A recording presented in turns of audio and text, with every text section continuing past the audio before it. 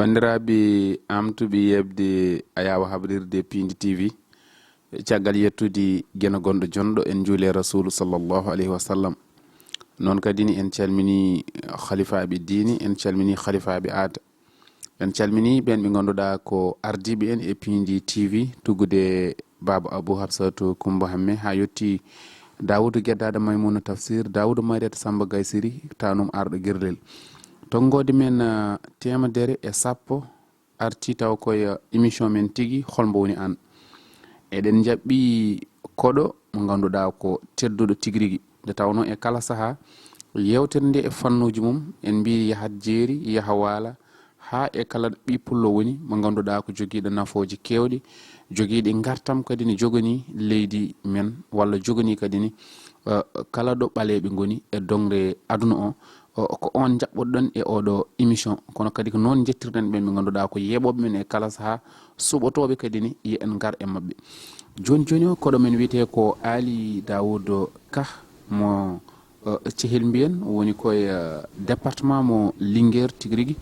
En tottanmo konngol o salmodira yeɓoɓe ayaw habrirde Pindi TV kono kadi ni ko yeɓoɓe émission hol mbo woni an. Assalamu aleykum. Auzubillahi mina sheytani rajim. Bamodi Ba mi salminima mi juurimama mi yettima mi yetti Pindi TV guila e directeur mon Abou Diop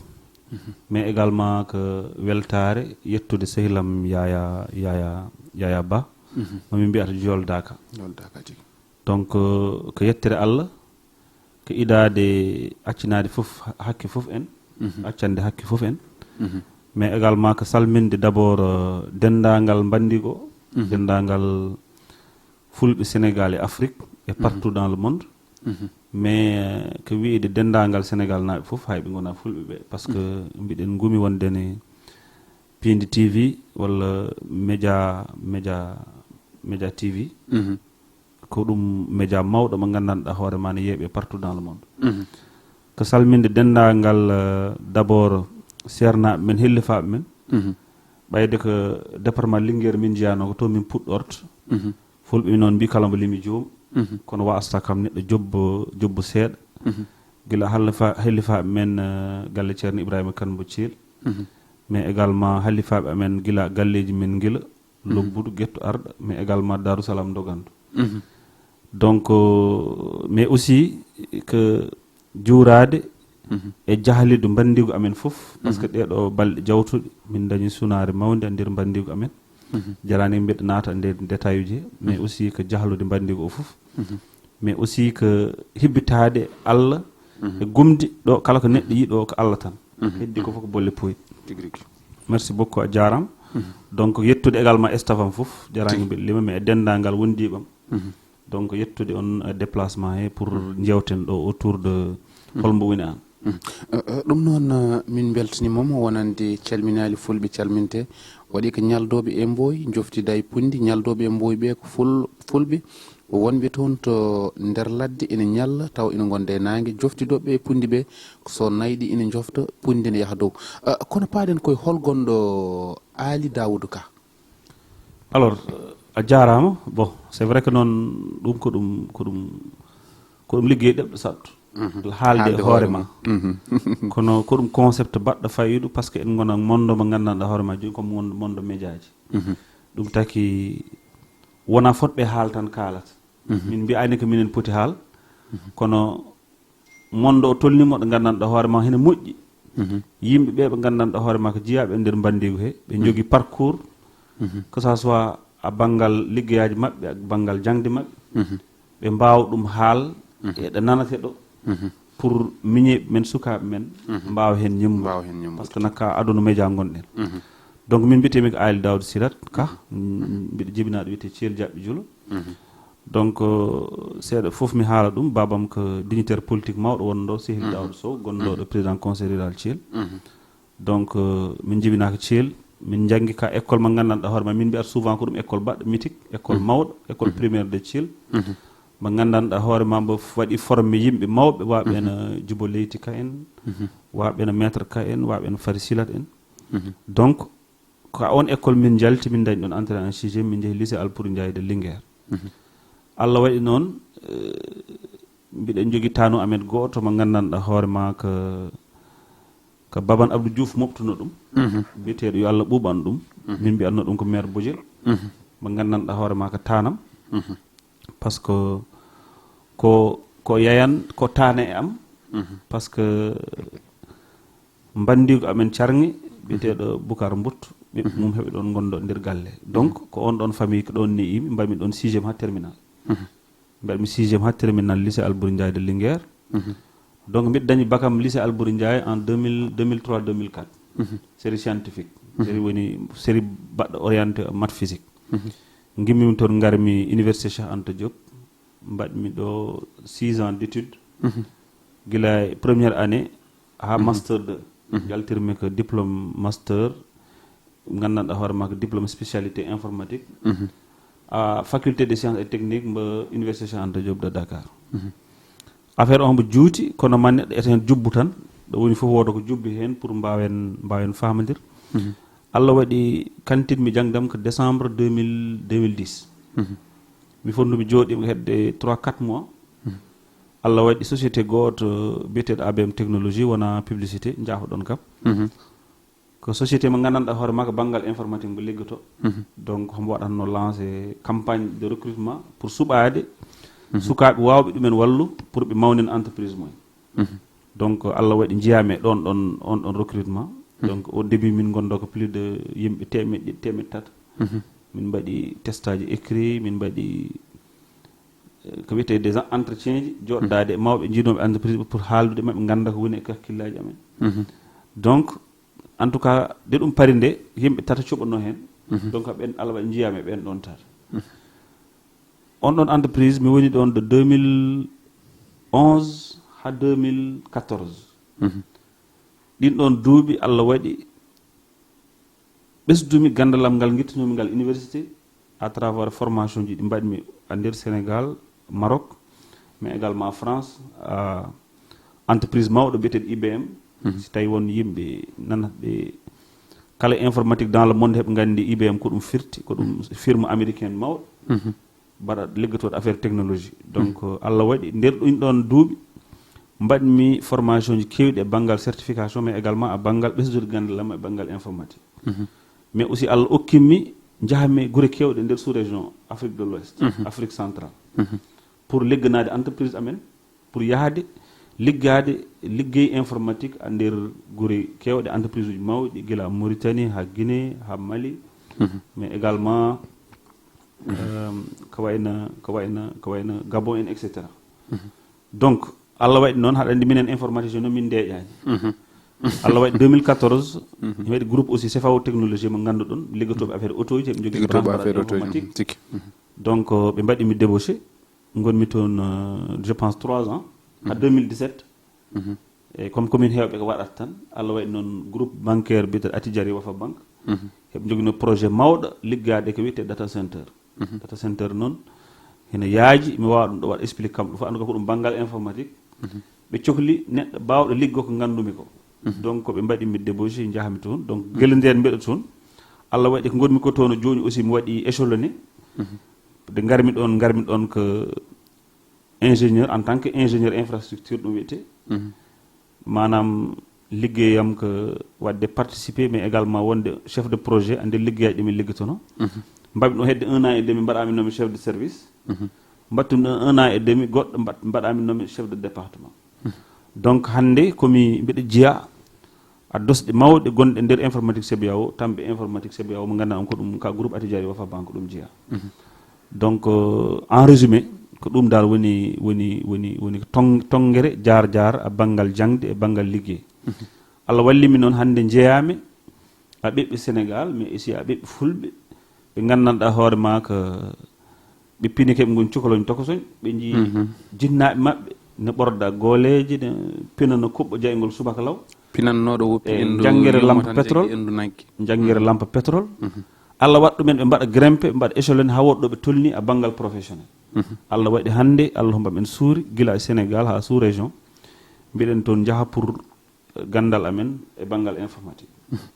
ɗum noon wonani yeɓoɓe ɓe beelam ha ɗo kaɗɗa ɗo tan ina wawi wonde yewtere yajji yewtere nde kadi ganduɗa so tawi en tonguima hen tan fuɗɗo makko haɗa banggue jangde e caɗele mum haɗa banggue kadi gollade cuuɗi ɗi mbawɗen wiide tawde ko pular kaloten haalis no mofte toon woni banque e jokkodirde mabɓe ɗo banggue hompeto e foof ɗum ina wona tan yewtere yajde garanmi seeɗo tan hay sen dutta kadi jangde to haade men nadde e dawrugol woni politique ko banggue banque hol caɗele ɗe ɓurɗa hen teskade walla taw wonnanoɓe tan mbiya ko haalis o nan toon yomin jah emin poti toon moftu min potani toon moftu emin poti toon ñamla min potani toon ñamla so tawi ko an hande gonduɗa e mabɓe gandude gonka mabɓe andi gurdam mabɓe holko mbawɗa hen sifanade yeɓoɓe ayaw haɓirde Pindi TV yimɓe yo kul banque walla woto kul yo cawdo walla woto cawdo e banque wawa huule par ce que adon Allah fof no andi service aji ɗiɓe liggoto ɗi a banggal financement a banggal crédit mais également a banggal sécurisation de fonds min mbiyata ɗum wona ko neɗɗo wawi liggan hoore mum hen wayna tan mbiya ko wayno maçon ni handi aduna goto kala e liggey mum sa woni gaynaka walla gonɗa ouvrier walla gonɗa maçon walla gonɗa ingénieur informatique mbiɗa han gona moftowo kalis walla liggotoɗo e kalis gadda probléme hunde fof no jiiɗa e spécialité mum donc banque hene jiiya spécialité mum en c'est wadde sécuriser kalis wadde mo sécuriser wona rende kalis mais également wonde intermédiaire hakkude citoyen ɗiɗo gonɗen e ko wiyete banque centrale noon kam ɗum woni timde dendagal banque aji maintenant waɗi organisé par région donc kamen gonata intermédiaire hakkude citoyen ɗi walla hakkude client ji ɗi e banque centrale kala région mo jaaɗa waɗi banque centrale sa ari hande Afrique de l'Ouest waɗi banque centrale waɗi zone uji goɗɗi waɗi banque centrale donc gila moftugol mais également ha possibilité de financement par ce que hande haɗa wawi jogo 10 millions cohla liggeyi 50 millions walla 100 millions donc ɗum ko banque wawma walla mbaɗa ɗum donc haɗa wawi jogo projet tawa alanama doole ko banque wawma walla mbaɗa am financé donc haɗa wawi jogo aussi banque ko ɗum garantie haɗa wawi jogo hande un certain fonds a wawama waɗ nder poche ma wawa moftude less il faut mbaɗama confier à une autorité tiers ɗum wiyete d' abord maɗum ko ɗum gestion de risque par ce que kalis ka mofti ɗum hombo wawi wujji hombo wawi majju hombo wawi waɗa ko woni foof mais dès lors ka ƴettima waɗimo confier un tiers ɗum takata jangga jaam mbawa waɗa ce qu'on appelle une gestion de risque donc globalement ko raɓɓere ɗum noon ɗum heɗe gueɗe gongal aussi c'est que ɗum kala ƴewtintoɗo aussi hombo andi heɗen dondi e mondo mo gandanɗa hoore ma yimɓe jaaha kalisma ɗum acci won papier la preuve hen hewno saɗa waɗa émission walla saɗa liggo jogotoɗa ko carnet agenda jogoɗa bic walla saɗa waɗa émission ji ma bakkaɗa radio walla ko wayi noon mais hande tout est digital acci won ko memete ni ko ɗum hunde informatique waɗa digital ɗum wiyete ɗum taki noon de plus en plus il faut yimɓe ganda heɗen downdi e mondaji ɗi gandanɗa hoore ma ɗum accat won un monde physique un monde virtuel entre guillemets monde mo gandanɗa wona monde mo mbawɗa memni jonggo ma ɗum noon wonani en beelamma joni jaɓanten ko min gandi aɗa dillo e politique woni dawrugol holko waɗma holnde puɗɗiɗa wadde politique eyyi en fait ɗum de ko ɗum namdal belgal amen par ce que commune on va dire mi anda toñɓe koye men min mbiyata walla ko magisal tooñi amen mi anda hono ɗum yahari mais walla on jiɗno diwan moon ina wawi kadi fof ko toon mais hene hamen weeli mbiɗen ɗum kaala par ce que sa ƴewtidima parcours o mbo layanmami ɗo foof mais également à âge on min tolni à ouverture on min jogui sur le monde mais à possibilité ɗimin mbawi dañ dans la vie hen wawi taw politique ɗum wona komin poti waɗ obligatoirement oɗon mbawa noon nemnade tan e ko joɓɓoti ɗon e gollal noon taw dillani exactement par ce que Allah ukki amen hande wonde des experts a nder komin liggoto ko Allah waɗani amen ɗum yettere Allah yo Allah yaw ɓeydo mais hande mbiɗen gumi hayso wona politique mbiɗen mbawi wuura nder bandigo amen min balla ɓe min poti wallu a dow bawɗe amen min continue mbiɗen liggoye amen taw min tampinani hay goto tampinani mais Allah waɗi souvent mi haalat ɗum hañande go nana mbiruɗi ɗi heɓe mbaɗa mi anda jawdi lambu lañma gente e ko wayi noon mi wawa ɗum noon layru mais raɓɓere bolle nde ko minen ka nder politique min mawni Allah waɗi onon cuuswiide ko xaalis politique interne ɗon walla peut-être pas nak par ce que nak politique ndena politique joni c'est différent haɗa politique joni so haalida yimɓe miijo kaalis mais sa yurnima jurniɗa ganda politique hanke e politique hande jiiɗa idan wondo ko are gonden saabu Allah are keyninen o ko neɗɗo yaaka are keyninen ɗum saabu Allah koolɗen ɗum keyninen ƴetten fof totten ɗum mais kamne anda homo heɓe goni enen somi ƴetti exemple omo gandumi woni hakkude Daouda Sow wona Daouda Silatte en wona Aly Daouda Silatte en Sambile e woɓɓeɓe mi anda minen min jiyatno babeɓe amen Daouda Sow en garatno kamen jaggata nayi mumen ɓe mbara etc bon c'est pour vous dire que ka nder politique min mawni min ɗum mbawno waat noon mais Allah natti amen min mbaɗi politique par ce que idan wondo ko batkenogol je me rappelle en 2010 2009 yimɓe mbiyatno ko won politicien gonɗi ɗo heɓ ƴettu laamu o teka cotto ɓiɓɓe mumen a faami laylaya ko wayno injustice yimɓe wayno koɓe ƴettoɗo Macky pour wadde ɗum noon actuel président de la république Macky Sall donc woodi gueɗe kewɗe ɗe wadda nder combat mum politique hakkude mum ɓe wonduno wona amen en mbiyen goni jeune uji min puɗɗo yaltu université min daari min cotani ɗum cotgol ngol noon fuɗɗori ka yahde place de l'obélisque jahda des manifestations hollirde gondugal amen Macky mais hollirde aussi mbiɗen cohli jiye a ɓiɓɓe Sénégal a ɓiɓɓe Jolof a ɓiɓɓe Fulɓe wiide wondene neɗɗo fotani ƴettu doole homo tega dow neɗɗo par ce que kan wawi ɗum ha daññon woni n'est ce pas ha daññon victoire dal hamin dañi victoire donc comme j'ai dit idan ko batkenogol wondo min goni hen mbiɗen jana mbiɗen gimmo Allah waɗi noon min jeehi kam hande hamin jiya a heɓtinaɓe nder politique APR nder département de Linguére joni e nder département de Linguére kon heɓtinaɓe holko addanma tan tigui tigui jeeyde e lando mawɗo leydi o woni APR Benno Bokk Yakar holko addanma tan jeeyde hen e addanimi jeeyede hen comme je te l'ai dit c'est que idan ko wondo cotele sotande président Macky Sall mais aussi wondode nder Jolof min jiya neɗɗo yimɓe ƴetta laamu totta ɗum weƴi han ƴetta laamu o fof waɗa poos mum firtiɓe naftorta ko kamɓe dowri ndi walla dongre dow nde manam fulɓe mbi ko renda feccete firti ko feccetano kala min personnellement mi yiiɗa injustice mi yiiɗa ko wona gon donc comme nini mbima idan ko cotanen Macky mais Allah waɗi Macky ari au pouvoir min paadi yo ɓeɓe gandanɗa hoore ma kamen goni dosɗe Macky nder Jolof ɓe jaggeno affaire o goto gal yi hen hoore mum mais de plus en plus min ƴewtindo yimɓe ɓe kala hen pewɗo nde ni watano ko hoore mum fewtindi surtout politique walla neɗɗo yahawa on pewɗo ndiɗo yejjita hanki te ɗum wona politique ɗum wona wallude président Macky Sall donc je pense que local jawtuɗo min ƴewtini min mbi noon neɗɗo noon sa woni aduna kam il faut jogoɗa fulla e fayida kalis hen wawi taw ɗum weeɓani wonde lamɗo peut être weeɓani mais fulla fayida kam neɗɗo waɗanta ɗum hoore walla wona tigi donc veille local 2022 local oɗo jawtuɗo min mbaɗi observation ji kewɗi faade sa woni hunde duuɓi sappo haɗa doga hene moƴƴi jogoɗa fayida noon woto ko sohluɗa hen Allah waɗi min mbaɗi manifeste volonté amen wadde dirige conseil départemental Linguére min mbaɗi hen gueɗe kewɗe mais Allah waɗi ɗum yawtani donc min dari hande noon darde wallude continde wallude président mais également darode darde koye amen par ce que Allah waɗi min dogui duuɓi sappo ɗiɗi nder département Linguére mbiɗen laylaya yimɓe mbiɗen balla yimɓe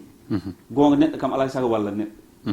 kono noon sika woni haɗa walla yimɓe ɓe gandama andu hoorema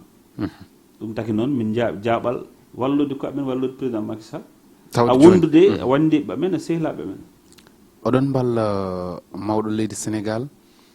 kono ko mawɗo leydi e sukaɓe walla sukaɓe e mawɗo leydi toon to commune ma Cihil politique Macky Sall e jeunesse walla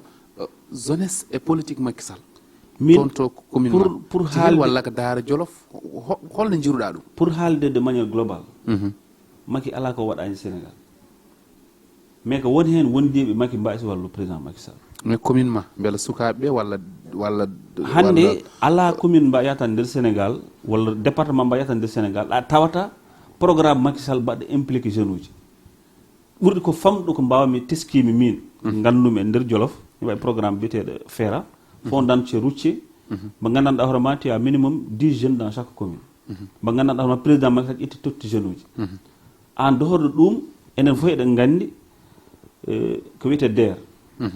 délégation à l'entrepreneuriat rapide adon Allah fof ɓe gandi ɓe jaltani fonds uji kewɗi ɓe natni e nder jeunesse ko wattandi ko hen won programme mawɗo mo président ƴetti aussi pour wallude pour jeune uji ɓe mbawa legge donc en dehors de jeune parce que sa inni jeune guinna dongre de manière globale sa ƴetti Jolof hande ko Macky liggi ko e nder monde rural en matière de forage en matière de désenclavement ko wayno Boli ko wayno forage uji ina heewi sa jeppitima nder grande ville uji aussi jiiɗa ko Macky liggi ko en matière infrastructure mi fonno ala président perɗo ɗum ɗo waɗ donc pour minen mbiɗen gumi président waɗi effort uji ha heewi kono malheureusement minen min jaggi ko wondiɓe Macky won hen mbasi wallu président Macky par ce que neɗɗo sa yiɗi wallu président ma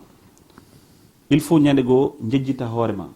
mais aussi jaaja becce c'est important à un responsable politique a responsable politique joguiɗo responsabilité jaaja becce ni no Macky yatiri becce ni yajde becce noon woni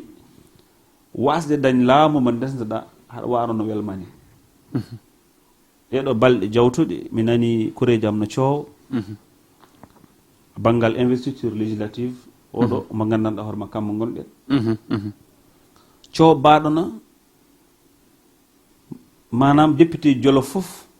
tottama won leñol mi yiiɗa innu inde jarani ɗum par ce que yimɓe gandi kalani ko bon kala société kala groupe que ça soit groupe ethnique walla associatif homo jogui droit wadde programme uji mum pour hollirde mette mum en matière de gouvernance mais noon yo yimɓe mbaɗ attention à hunde wotere par ce que en tout cas e banggal président Macky Sall 2016 de investiture waɗande département de Linguére bandigu men heewɓe mettine nder Jolof yimɓe mbaɗi feere ɓe wona gila audience uji ha bindi ha layjeji e radio ji e téléji pour hollude président Macky Sall won mette ɗe min jogui par ce que wonno Jolof wa'atno Jolof feccetene ɓe ƴetta ɗum ɓe ƴetta ɗum président Macky Sall wi yimɓe ɓe nani président Macky Sall ƴetti jiyaɗa amen bandu amen jiidaɗo jaggi mbaɗi ɗum responsabilité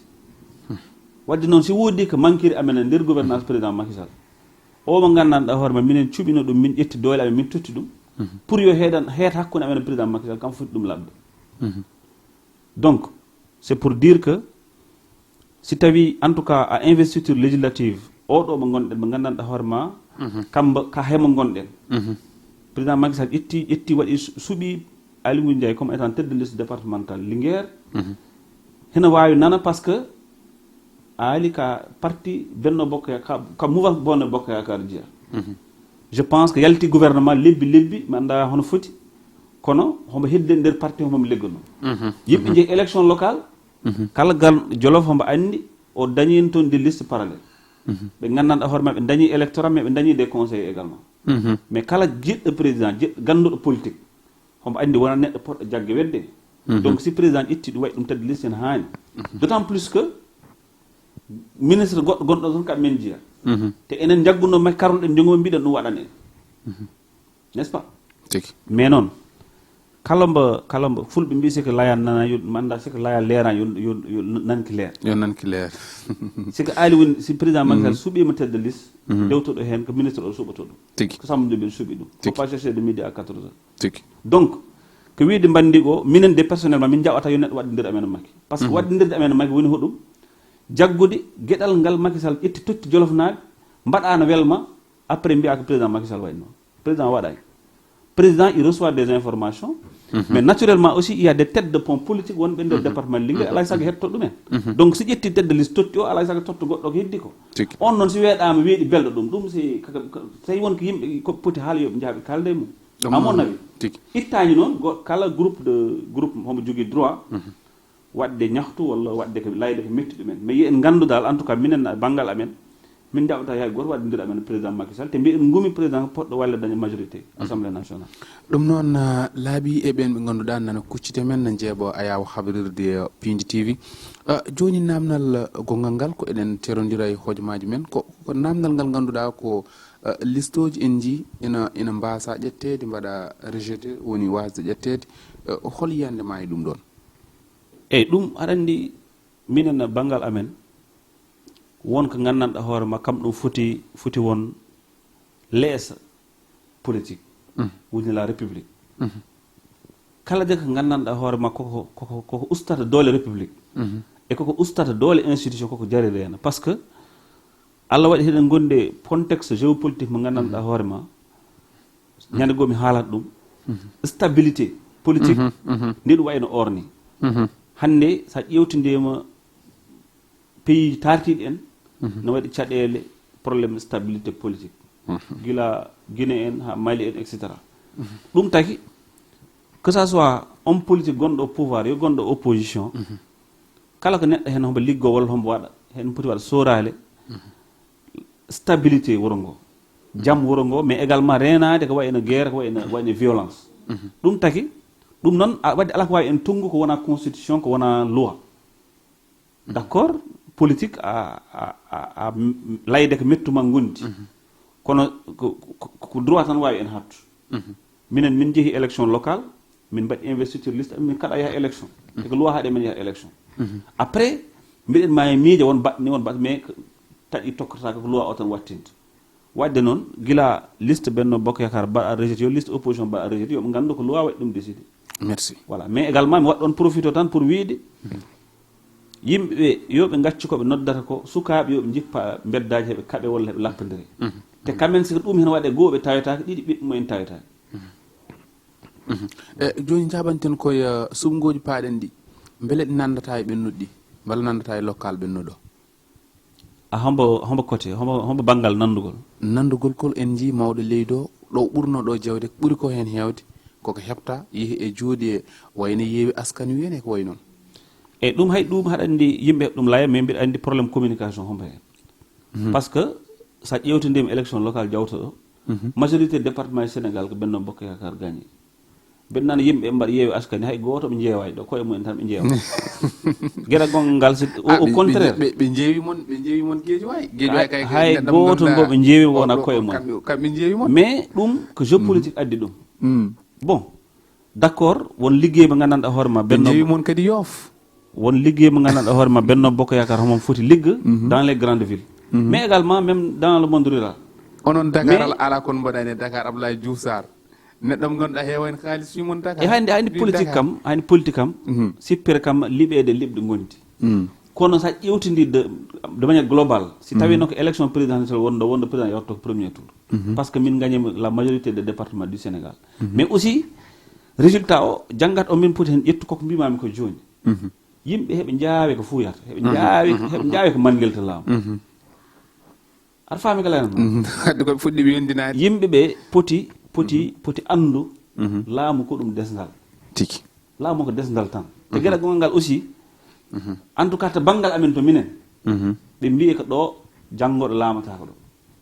laamu noon ɓe jiiya ɗum laamu ko Allah jogui ɗum te gueɗa gongal ngal ɗo kala jiiɗa ɗo mawnene becce ko makisal tan jaggi ɗum becce haɗa faam wadde noon yoɓe jaggin gueye o ɓe ganda ɗo hay goto waɗo hay goto hay dara ɓe ganda enen fof président makisal mballate donc leçon o min mbawi minen wi e banggal ɗum ko gandanɗa hoorema ɗum kewi dans les grandes villes wona Dakar e élection locale mbiɗa gumi hen wawi taw ɗum wodata oɗo élection législative par ce que won jeegoji mawɗi ɗi gandanɗa hoorema président Macky Sall waɗiɗi hen mais également yimɓe jii responsable uji Dakar ɗi kamenne ɓe gimmima ɓe darima pour wallude parti o mais si tawi won message min ɓe mbaɗata mi lancé à destination ɓe ɓe gandanɗa hoorema hen heɓe jeeya yimɓe ɓe Macky suuɓi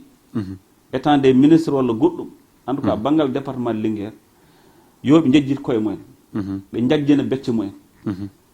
ɓe gacca beedi ɗiɗi ɓe jogui heɓe lappa yimɓe Macky Sall ɗum ala hay chance ay jambari ko wona Macky Sall weddema doole yana dow kono joni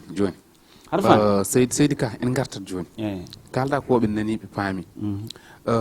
mawɗo leydi o wonko o waɗi kono en ji diwan ma Linguére Sodara leppi boɗeji andi kanko wino yiyata leppi boɗeji o ko gaddi ɗum de waytade gurnam ɗam eyyi leppi boɗeɗi noon kam tawi tan mbiɗa lay hakkudam Allah kala leppol boɗel ngol jiiɗa Jolof ɗiɗo lebbi jawtuɗi walla ɗiɗo lebbi garoji Samba Jobin addi to han mbimami ko taki par ce que par ce que leppi ɓuri ɗiɗi battidiɗi ko élevage ɓe mbi ɓe mbi ko éleveur uji darima daral daara no coowa wondene daral ngal fewnaka coowa kaali haala aliment de bétail ko gonga mumen ils ont le droit eɓe jogui droit c'est que probléme aji mumen déclaka ɓe gimmoɓe daro ɓe layya ɗum ɓe mektina ha metta ɗum noon firti que ɓe ngala interlocuteur te ɗum ko ɗum gacce mawɗe a minen ɓe ɓe gandanɗa hoorema koyen ɓiɓɓe Jolof et surtout ɓe ɓe gandanɗama président hom ɗumen suuɓi preuve goɗɗo o ministre aji élevage battidiɗi o gonɗo ɗo actuellement a gimmiɗo ɗon ko Jolof naaɓe ɓiɓɓe Jolof sammo jooɓen homen jeeya wadde noon pour min de min Aly Daouda Silatte si tawi wonɓe yimɓe poti jorɓa hannde heɓe ɗum mbiya naggam kewi fotani won sammo jooɓen goɗɗo ala par ce que kam woni ɓiɗɗo pullo woni gaynaka woni daranajo waɗa politique daara c'est que aynaɓe darima daral daara ɓe mbaɗi ñakto ɓe mbaɗi brassard rouge ko kam foti jorɓe beele ɓe cawnodiri e Sambo beele ɓe cawnodiri e mum eyyi bon fotɓe yettade Sambo ɓe kadi beele ne jotto eyyi mais est ce que Sambo omo yettino omo yettini ɗo ngal namdal ko daranaɓe jatto eyyi mais ce qui est important par ce que tawi ko daral daara ngal layten mais koɓe layki ko ɗum gonga daral potngal no daara Jolof sa ari ngal ala toilette ngal ala courant vide total yimɓe sa lay ka nangue ɓe ñallata min hersini mais ɗum wona président ça ɗum ko ɗum responsabilité Samba Ndiobène en tant que ancien ministre de l'élevage en tant que ministre du développement communautaire mais en tant que ɓiɗɗo pulla ɓiɗɗo gaynaka et ça il est interpellé directement ko ɗum gacce sin hersini mais aussi Ali Saleh Diop ɓiɗɗo Jolof aujourd'hui quand ministre de l'élevage mais c'est inadmissible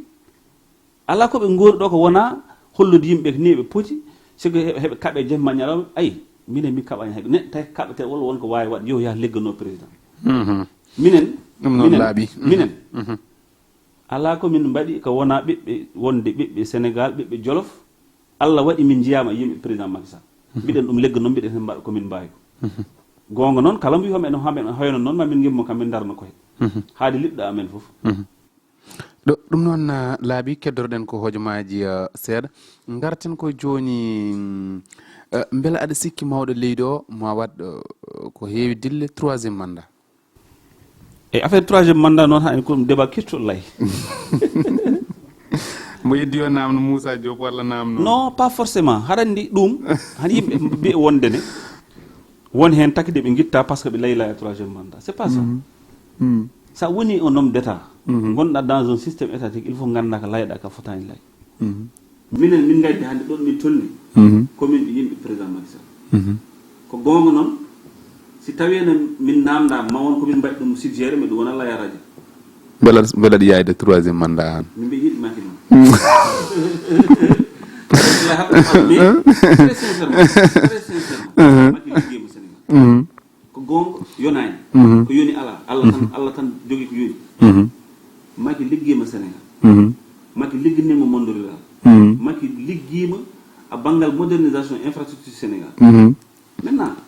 ko heddi ko Allah jogui ɗum kono joni en jawata joni wadde yo Macky emmo ɗo Allah ittani ɗum dawde joni ɗon en memani noon joni garten koye hakkude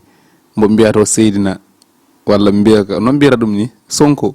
hakkude moye suko debbo Adji Sarr arandi gueɗe bombelani lay par ce que way taw mawɓe ɓen ketto en tout cas ko labti ha labti Sonko ɗo yaɓɓi wona ɗon au delà de ko wawi wadde kam de en matière de vie mum privé au delà de ɗum neɗɗo a wawa wuuro systéme ñamminma yarduma jangguinma tottuma ligguey tottuma expérience pina guimma ɗa darɗa to mbiya o systéme bona haydara komo pourriture par ce que ɗum waɗat incarne ɗum woni point goto won soko debbo goto kamniɗo koroyol men Fouta Tampi Gabriel Kane en calmini ɗum jaafa ɗum kam Congolais wi jaaha nata nde suuɗ ɓortat toon ma mbiya ka mbaɗa complot ɗon potat men donc ɗum ko point goto mami gandanɗa hoto min dakarani hen Sonko deuxiéme point ɗum ni mi layi ɗum Sonko il faut attention Sonko wona kam tan janggi Sénégal y a de grands cadres de grands experts janggoɓe ha ƴakka kayitaji mais aussi de grands intellectuels jooɗi ɓe jaggi bolle mumen heɓe liggol liggey mumen mais c'est pas parce que inspecteur des impôts ko an ɓuuri yimɓe janggo an ɓuuri yimɓe Sonko sa hettima laaya mo fof ko laaya fisc laaya impôt eta wona impôt tan d'accord impôt important mais wona impôt deuxième point c'est à dire que sika sohli état sa sohli jogo lesdi addu programme gadda peeje gadda hakkille kono jammarlo ñu waccu ci tali bi ɗum ne muusi men tan ko affaire gooto affaire Sonko geɗal gootal muusi men magom heewi yimɓe holɓe reedu noon jaahoɗaade ɓe yahat ɓe heɓe kaɓe jemma ñalama heɓe kaɓa jeune uji Macky Sall heɓe kaɓa yimɓe mais yoɓe jaɓ kaɓa Sonko est ce que ɓe cuusi hannde heɓe mbawa réunion ji nodde jeune uji woyi onon de jeune uji ayde ɓe mbaɗini ɓe naati ɗo ɓe mbaɗini onon mbaɗani haydara dag kaalisa gokka yimɓe mbaɗ mais yo ɓe mbaɗ men organisé jaha ɓe mbaɗa jammarlo Sonko minen min gona opposition minen on avec le président de la république Macky Sall si neɗɗo wawa amen walla yo woppu amen min de pendant plus de 12 ans mbiɗen cukki e Macky Sall a dow doole koye amen si neɗɗo wawa amen walla yo woppu amen min de tigi legganno Macky tawi on haɓa yeeha haɓa Sonko gasi ha laaɓi ni kono noon joni hol kuccamma walla mbiyen hol vision mo joganiɗa cihel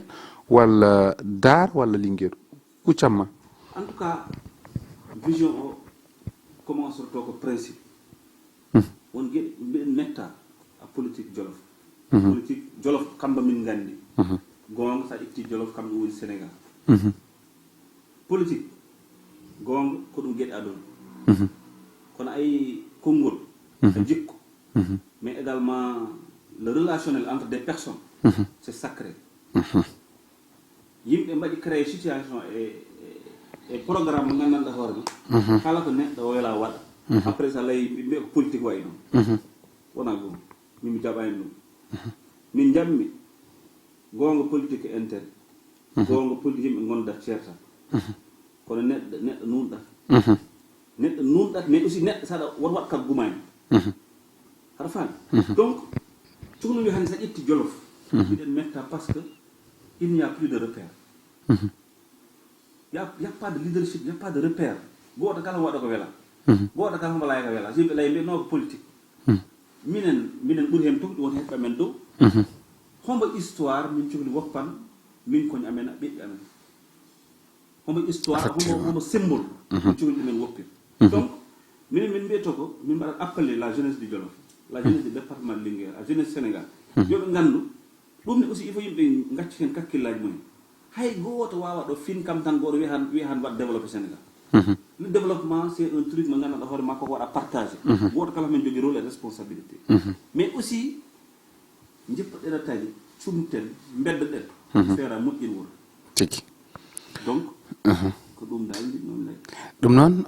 ɓe mbaynortoɗa wondiɓe maɓe so tawi gasi noon ha laaɓi eyyi mbaynortomi tan ko yettere Allah yettude bandiɓe o foof yettude dendagal Jolof naaɓe mi yettude dendagal auditeur uji Pini TV vraiment wadde on encouragé mi Allah waɗi min dewi hannde studio mon ji effort uji ɗin mbatton mbiɗen gumi ko ɗum programme baɗɗo fayida mais aussi ko wadde encore une fois lancer un appel population Sénégal population Jolof surtout a banggal amen minen kala ko neɗɗo wawi amen waɗi reproché ala komin mbaɗi han ko wona Allah natti amen politique mbiɗen gondi e président Macky Sall mbiɗen ɗum ƴettowal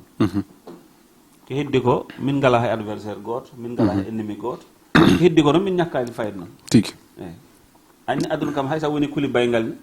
si neɗɗo wiyoma hoyana kam ma immo darɗa kam tigi rigi haade liɓma foof tigi rigi voilà ɗum noon so ɗum dañama ha wayno wayni en jettati hen Yaya Ba joldaka guiɗo men sehil men kono kadi en tawi gorko mo ganduɗa gandal ngal ngandi makko no hiisi woni Aly Daouda Ka yantude wondiɓe makko Amadou Sow e Elhaj Sow e Isma Ka kono no tawtata guiɗo men sehil men Mamadou Sané ɗum noon bandiraɓe en garat e konngol mbayniku tonggode 100 konngol mbayniku ummori en ko toon to république islamique Mauritanie tawa ko ceerno Amadou Tijani Ba lollirɗo almudo bewɗo ɗo noon o jofiɗo ko rewɓe o wi debbo ɓe koynuɗaɓe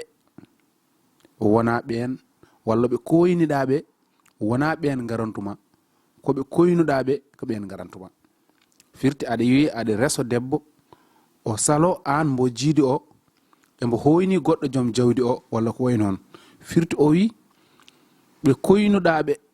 be koynudabe wona ben garantuma ko be koynudabe ko don garantuma tongode temadere e sap woni 110 émission holmbo woni an